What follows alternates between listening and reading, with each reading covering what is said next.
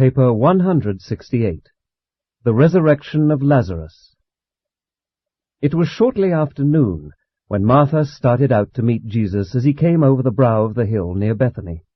Her brother Lazarus had been dead 4 days, and had been laid away in their private tomb at the far end of the garden late on Sunday afternoon.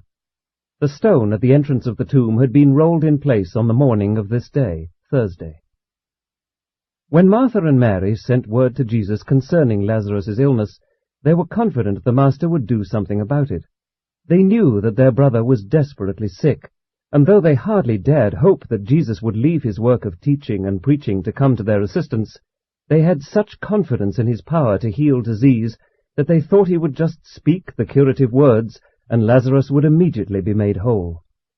And when Lazarus died, a few hours after the messenger left Bethany for Philadelphia, they reasoned that it was because the Master did not learn of their brother's illness until it was too late, until he had already been dead for several hours. But they, with all of their believing friends, were greatly puzzled by the message which the runner brought back Tuesday forenoon when he reached Bethany. The messenger insisted that he heard Jesus say, "This sickness is really not to the death." Neither could they understand why he sent no word to them nor otherwise proffered assistance. Many friends from nearby hamlets and others from Jerusalem came over to comfort the sorrow-stricken sisters. Lazarus and his sisters were the children of a well-to-do and honorable Jew, one who had been the leading resident of the little village of Bethany. And notwithstanding that all three had long been ardent followers of Jesus, they were highly respected by all who knew them. They had inherited extensive vineyards and olive orchards in this vicinity, and that they were wealthy was further attested by the fact that they could afford a private burial tomb on their own premises. Both of their parents had already been laid away in this tomb. Mary had given up the thought of Jesus coming, and was abandoned to her grief, but Martha clung to the hope that Jesus would come, even up to the time on that very morning when they rolled the stone in front of the tomb and sealed the entrance. Even then she instructed a neighbor lad to keep watch down the Jericho road from the brow of the hill to the east of Bethany. And it was this lad who brought tidings to Martha that Jesus and his friends were approaching. When Martha met Jesus, she fell at his feet, exclaiming, "Master, if you had been here, my brother would not have died." Many fears were passing through Martha's mind, but she gave expression to no doubt, nor did she venture to criticize or question the Master's conduct as related to Lazarus' death. When she had spoken, Jesus reached down and, lifting her upon her feet, said, "Only have faith, Martha, and your brother shall rise again." Then answered Martha, "I know that he will rise again in the resurrection of the last day, and even now I believe that whatever you shall ask of God, our Father will give you." Then said Jesus, looking straight into the eyes of Martha, "I am the resurrection and the life. He who believes in me, though he dies, yet shall he live. In truth, whosoever lives and believes in me shall never really die. Martha, do you believe this?" And Martha answered the Master, "Yes, I have long believed that you are the Deliverer, the Son of the living God, even he who should come to this world." Jesus, having inquired for Mary, Martha went at once into the house, and, whispering to her sister, said, "The Master is here, and has asked for you." And when Mary heard this, she rose up quickly, and hastened out to meet Jesus, who still tarried at the place, some distance from the house where Martha had first met him. The friends who were with Mary, seeking to comfort her, when they saw that she rose up quickly and went out, followed her, supposing that she was going to the tomb to weep. Many of those present were Jesus' bitter enemies. That is why Martha had come out to meet him alone, and also why she went in secretly to inform Mary that he had asked for her. Martha, while craving to see Jesus, desired to avoid any possible unpleasantness which might be caused by his coming suddenly into the midst of a large group of his Jerusalem enemies.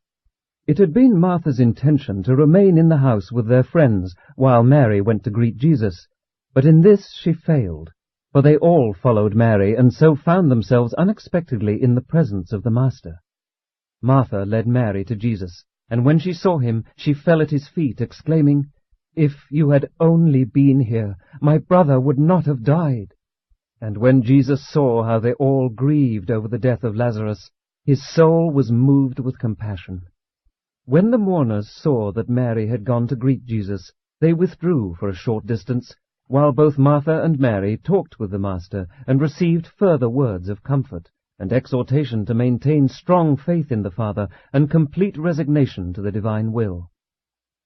The human mind of Jesus was mightily moved by the contention between his love for Lazarus and the bereaved sisters, and his disdain and contempt for the outward show of affection manifested by some of these unbelieving and murderously intentioned Jews. Jesus indignantly resented the show of forced and outward mourning for Lazarus by some of these professed friends, inasmuch as such false sorrow was associated in their hearts with so much bitter enmity toward himself. Some of these Jews, however, were sincere in their mourning, for they were real friends of the family. 1. At the tomb of Lazarus. After Jesus had spent a few moments in comforting Martha and Mary, apart from the mourners, he asked them, "Where have you laid him?" Then Martha said, "Come and see."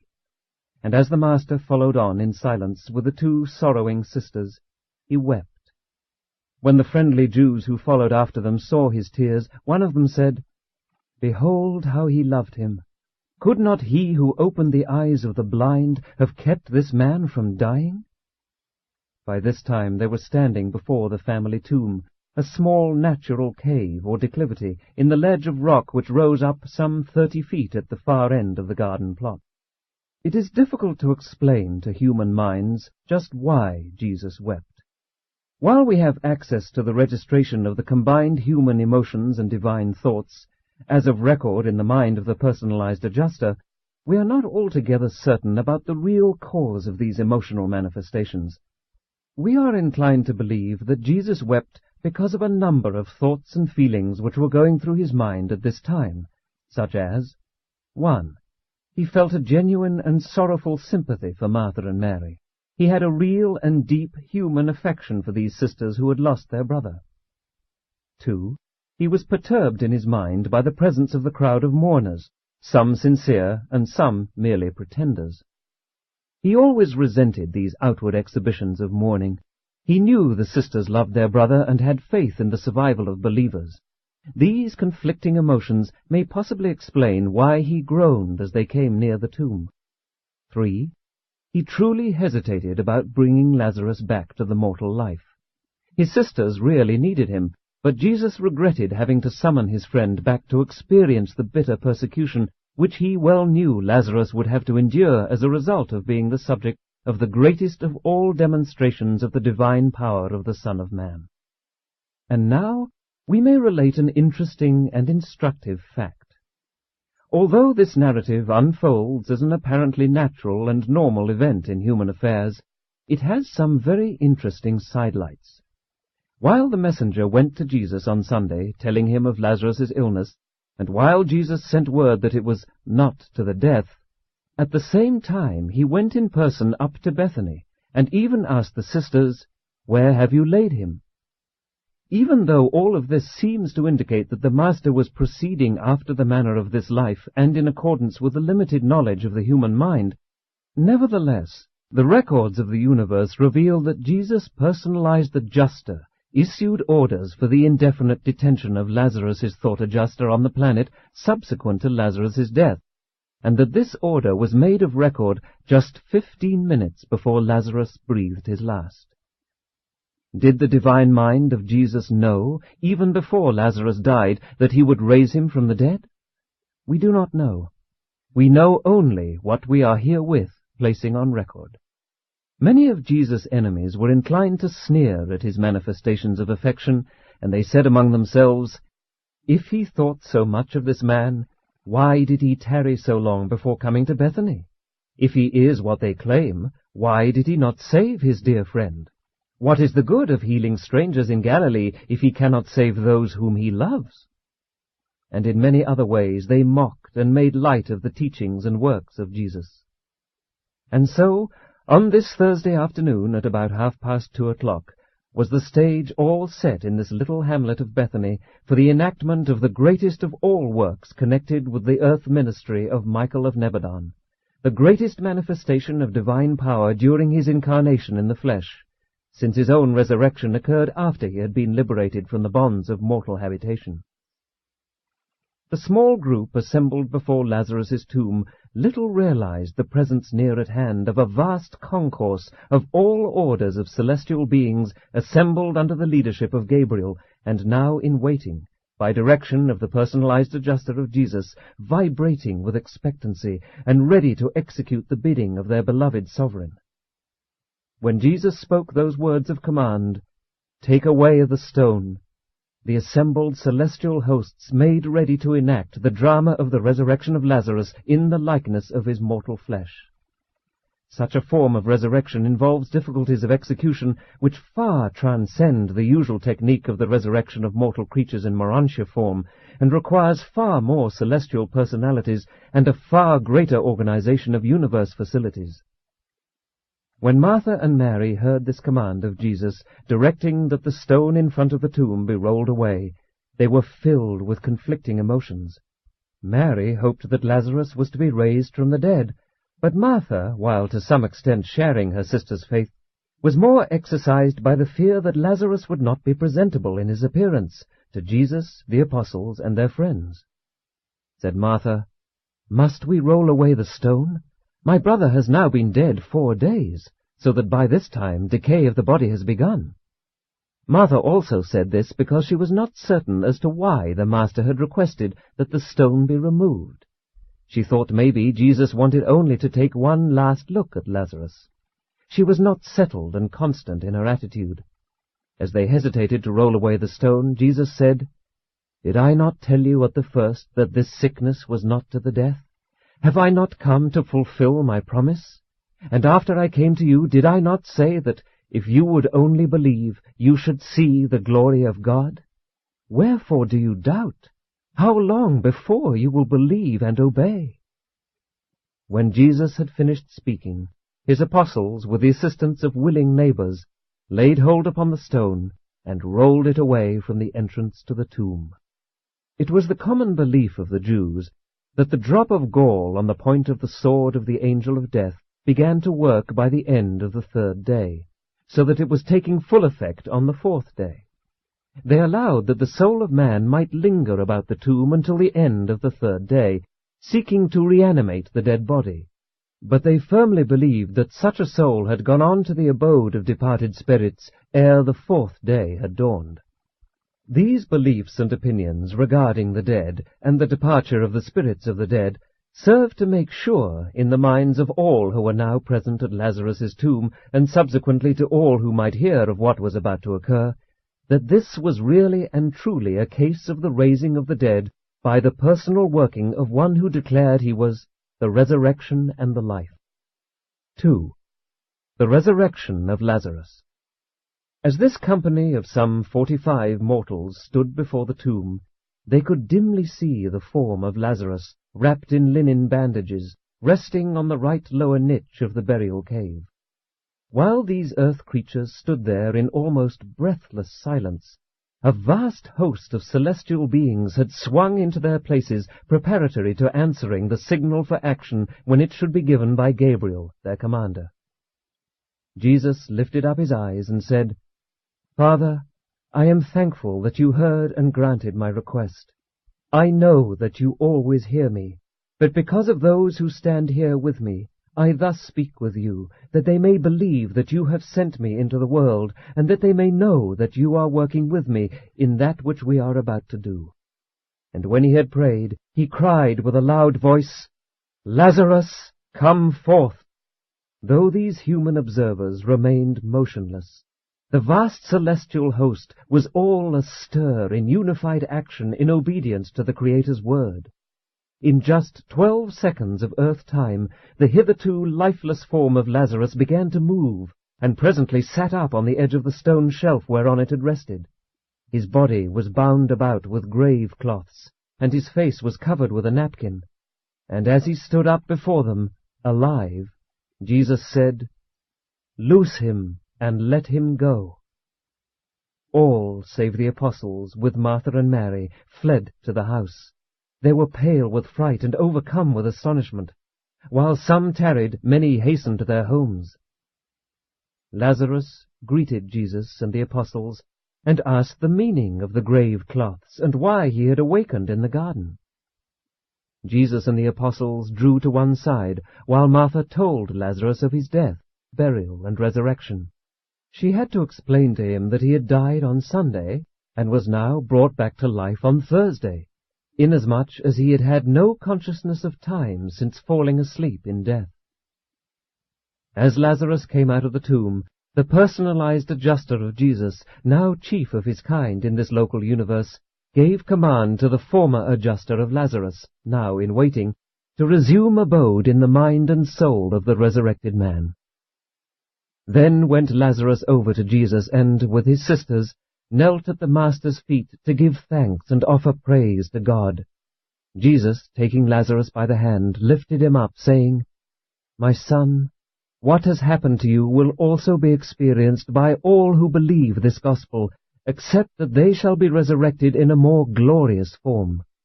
You shall be a living witness of the truth which I spoke. I am the resurrection and the life. But let us all now go into the house and partake of nourishment for these physical bodies." As they walked toward the house, Gabriel dismissed the extra groups of the assembled heavenly host, while he made record of the first instance on Urantia and the last, where a mortal creature had been resurrected in the likeness of the physical body of death. Lazarus could hardly comprehend what had occurred. He knew he had been very sick, but he could recall only that he had fallen asleep and been awakened. He was never able to tell anything about these 4 days in the tomb, because he was wholly unconscious. Time is non-existent to those who sleep the sleep of death. Though many believed in Jesus as a result of this mighty work, others only hardened their hearts the more to reject him. By noon the next day this story had spread over all Jerusalem. Scores of men and women went to Bethany to look upon Lazarus and talk with him, and the alarmed and disconcerted Pharisees hastily called a meeting of the Sanhedrin, that they might determine what should be done about these new developments. 3. Meeting of the Sanhedrin. Even though the testimony of this man raised from the dead did much to consolidate the faith of the mass of believers in the gospel of the kingdom, it had little or no influence on the attitude of the religious leaders and rulers at Jerusalem, except to hasten their decision to destroy Jesus and stop his work. At 1 o'clock the next day, Friday, the Sanhedrin met to deliberate further on the question, "What shall we do with Jesus of Nazareth?" After more than 2 hours of discussion and acrimonious debate, a certain Pharisee presented a resolution calling for Jesus' immediate death, proclaiming that he was a menace to all Israel, and formally committing the Sanhedrin to the decision of death, without trial and in defiance of all precedent. Time and again had this august body of Jewish leaders decreed that Jesus be apprehended and brought to trial on charges of blasphemy and numerous other accusations of flouting the Jewish sacred law. They had once before even gone so far as to declare he should die, but this was the first time the Sanhedrin had gone on record as desiring to decree his death in advance of a trial. But this resolution did not come to a vote, since 14 members of the Sanhedrin resigned in a body when such an unheard-of action was proposed. While these resignations were not formally acted upon for almost 2 weeks, this group of 14 withdrew from the Sanhedrin on that day, never again to sit in the council.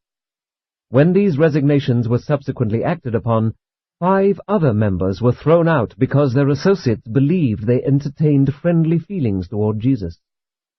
With the ejection of these 19 men, the Sanhedrin was in a position to try and to condemn Jesus with a solidarity bordering on unanimity. The following week, Lazarus and his sisters were summoned to appear before the Sanhedrin. When their testimony had been heard, no doubt could be entertained that Lazarus had been raised from the dead. Though the transactions of the Sanhedrin virtually admitted the resurrection of Lazarus, the record carried a resolution attributing this and all other wonders worked by Jesus to the power of the prince of devils, with whom Jesus was declared to be in league. No matter what the source of his wonder-working power, these Jewish leaders were persuaded that, if he were not immediately stopped, very soon all the common people would believe in him, and further, that serious complications with the Roman authorities would arise, since so many of his believers regarded him as the Messiah, Israel's deliverer. It was at this same meeting of the Sanhedrin that Caiaphas, the high priest, first gave expression to that old Jewish adage, which he so many times repeated, "It is better that one man die than that the community perish." Although Jesus had received warning of the doings of the Sanhedrin on this dark Friday afternoon, he was not in the least perturbed, and continued resting over the Sabbath with friends in Bethphage, a hamlet near Bethany. Early Sunday morning, Jesus and the apostles assembled by prearrangement at the home of Lazarus, and taking leave of the Bethany family, they started on their journey back to the Pella encampment. 4. The answer to prayer. On the way from Bethany to Pella, the apostles asked Jesus many questions, all of which the Master freely answered, except those involving the details of the resurrection of the dead. Such problems were beyond the comprehension capacity of his apostles. Therefore did the Master decline to discuss these questions with them. Since they had departed from Bethany in secret, they were alone. Jesus therefore embraced the opportunity to say many things to the 10 which he thought would prepare them for the trying days just ahead. The apostles were much stirred up in their minds, and spent considerable time discussing their recent experiences as they were related to prayer and its answering. They all recalled Jesus' statement to the Bethany messenger at Philadelphia when he said plainly, "This sickness is not really to the death." And yet, in spite of this promise, Lazarus actually died. All that day, again and again, they reverted to the discussion of this question of the answer to prayer. Jesus' answers to their many questions may be summarized as follows. 1. Prayer is an expression of the finite mind in an effort to approach the infinite. The making of a prayer must therefore be limited by the knowledge, wisdom, and attributes of the finite. Likewise must the answer be conditioned by the vision, aims, ideals, and prerogatives of the infinite. There never can be observed an unbroken continuity of material phenomena between the making of a prayer and the reception of the full spiritual answer thereto. 2. When a prayer is apparently unanswered, the delay often betokens a better answer, although one which is for some good reason greatly delayed. When Jesus said that Lazarus' sickness was really not to the death, he had already been dead 11 hours. No sincere prayer is denied an answer except when the superior viewpoint of the spiritual world has devised a better answer, an answer which meets the petition of the spirit of man as contrasted with the prayer of the mere mind of man. 3. The prayers of time, when indited by the Spirit and expressed in faith, are often so vast and all-encompassing that they can be answered only in eternity. The finite petition is sometimes so fraught with the grasp of the infinite that the answer must long be postponed to await the creation of adequate capacity for receptivity. The prayer of faith may be so all-embracing that the answer can be received only on paradise. 4. The answers to the prayer of the mortal mind are often of such a nature that they can be received and recognized only after that same praying mind has attained the immortal state. The prayer of the material being can many times be answered only when such an individual has progressed to the spirit level. 5. The prayer of a God-knowing person may be so distorted by ignorance and so deformed by superstition that the answer thereto would be highly undesirable. Then must the intervening spirit beings so translate such a prayer that, when the answer arrives, the petitioner wholly fails to recognize it as the answer to his prayer. 6. All true prayers are addressed to spiritual beings, and all such petitions must be answered in spiritual terms, and all such answers must consist in spiritual realities. Spirit beings cannot bestow material answers to the spirit petitions of even material beings. Material beings can pray effectively only when they pray in the Spirit. 7. No prayer can hope for an answer unless it is born of the Spirit and nurtured by faith. Your sincere faith implies that you have in advance virtually granted your prayer hearers the full right to answer your petitions in accordance with that supreme wisdom, and that divine love which your faith depicts as always actuating those beings to whom you pray. 8. The child is always within his rights when he presumes to petition the parent, and the parent is always within his parental obligations to the immature child when his superior wisdom dictates that the answer to the child's prayer be delayed, modified, segregated, transcended, or postponed to another stage of spiritual ascension. 9. Do not hesitate to pray the prayers of spirit longing. Doubt not that you shall receive the answer to your petitions. These answers will be on deposit, awaiting your achievement of those future spiritual levels of actual cosmic attainment on this world or on others, whereon it will become possible for you to recognize and appropriate the long-waiting answers to your earlier but ill-timed petitions. 10. All genuine spirit-born petitions are certain of an answer. Ask, and you shall receive. But you should remember that you are progressive creatures of time and space. Therefore must you constantly reckon with the time-space factor in the experience of your personal reception of the full answers to your manifold prayers and petitions. 5. What became of Lazarus? Lazarus remained at the Bethany home, being the center of great interest to many sincere believers and to numerous curious individuals, until the week of the crucifixion of Jesus, when he received warning that the Sanhedrin had decreed his death. The rulers of the Jews were determined to put a stop to the further spread of the teachings of Jesus, and they well judged that it would be useless to put Jesus to death if they permitted Lazarus, who represented the very peak of his wonder-working, to live and bear testimony to the fact that Jesus had raised him from the dead. Already had Lazarus suffered bitter persecution from them. And so Lazarus took hasty leave of his sisters at Bethany, fleeing down through Jericho and across the Jordan, never permitting himself to rest long until he had reached Philadelphia.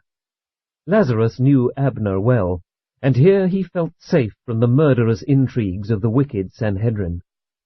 Soon after this, Martha and Mary disposed of their lands at Bethany and joined their brother in Perea. Meantime, Lazarus had become the treasurer of the church at Philadelphia. He became a strong supporter of Abner in his controversy with Paul and the Jerusalem church, and ultimately died, when 67 years old, of the same sickness that carried him off when he was a younger man at Bethany.